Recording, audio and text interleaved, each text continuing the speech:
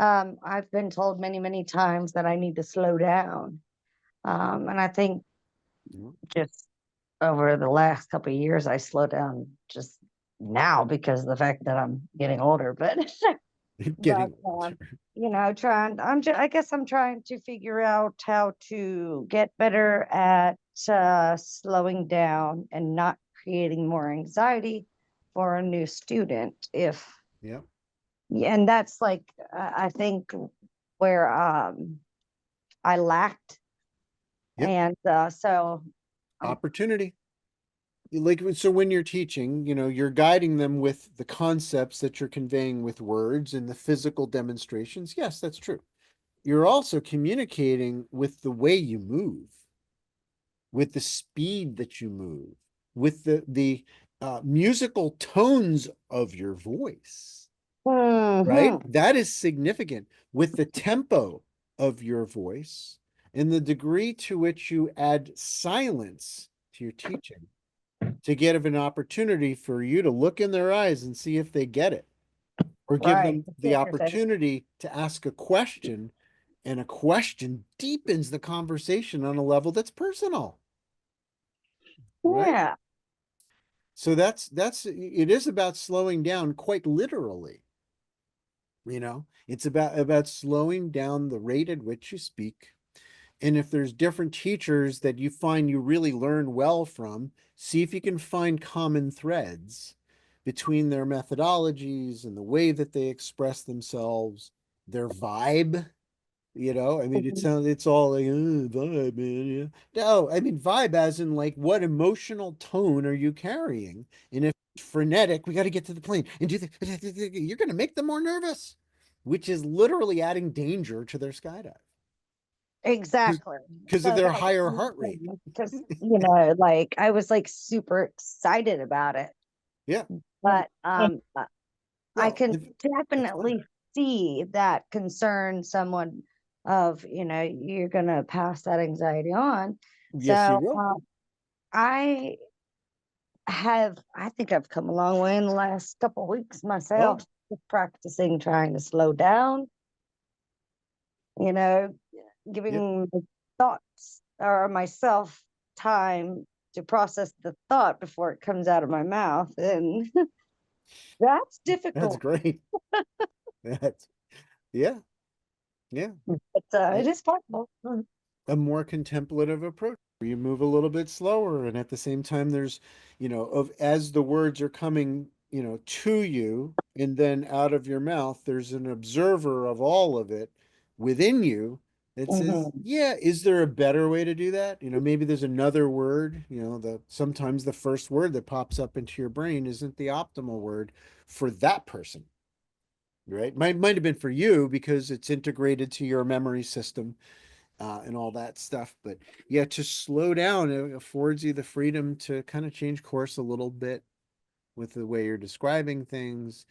And if you can reduce your own heart rate in the process, and of course that's indirect. We don't directly affect our heart rate, but we indirectly do that with the way that we move, with Right. the way how much muscle tension, right? If you were to videotape yourself when you're, let's say, I'm gonna work on my coaching, so I'm gonna teach how to go up and down in free fall, to vary my fall rate. And so you just put a video camera on yourself with an imaginary student. Nobody's gonna see it. You can erase the tape later That's a if you great want to, idea. but then you get to see, wait, I really say a lot. Oh, good. Well, I don't have to always say I just have that realization of seeing myself and going, oh my God. And you count up the ums and you're like, God, if this was a drinking game, I'd be barfing. It's so goofy. Right. But I yeah. had, when I was in Germany, they gave me a t-shirt that they made for me during the course. They, like, I guess one of the guys makes t-shirts. I saved it. It says angle of attack, and it has an angle on it. Angle of attack, because they said apparently the first day I used that term enough. I don't know if it was too much, but it was enough. They were like, enough, he said it again, got a drink, you know. But these are the shining the light on the things that you're not currently aware of. Yeah. Slow down your respiration as you're teaching. Know that there's room to take breaks, in between sentences, that you don't have to fill the uncomfortable silence with more words because the only thing that made the silence uncomfortable was your judgment. Thought what it was. It was, yeah, it's your judgment that silence is uncomfortable. Yeah. Best training if you want for that. Okay, going to a Buddhist ashram would be great training for that. But I would also suggest you spend some time with Swedes. Because man, the Swedes are very comfortable with silence. Like even like a Buddhist American would start to become uncomfortable with the duration of their eye contact without saying anything. This is weird, man. Why is he staring at me? They're just being Swedish. This is part of their culture. And they're also among the happiest people on the planet. So it makes you wonder, because the Americans are so fidgety, right? And a fidgety person, you don't trust them. And if your goal as a teacher of skydiving is to make them more comfortable, right? I think it should be one of the priorities. Well, then you have to become more comfortable in your own shoes. Yeah. More confident and slow and, very soothing in your methods to be effective. And in that process, it will give back to you things that you didn't even expect. Well, the two men took to fighting, and when they pulled down from the floor, Leroy looked like a jigsaw puzzle with a couple of pieces gone. Well, he's bad, Leroy Brown, baddest man in the whole damn town. Better than old King Kong, meaner than a junkyard dog. Hey. This is just a few feet away from where we landed.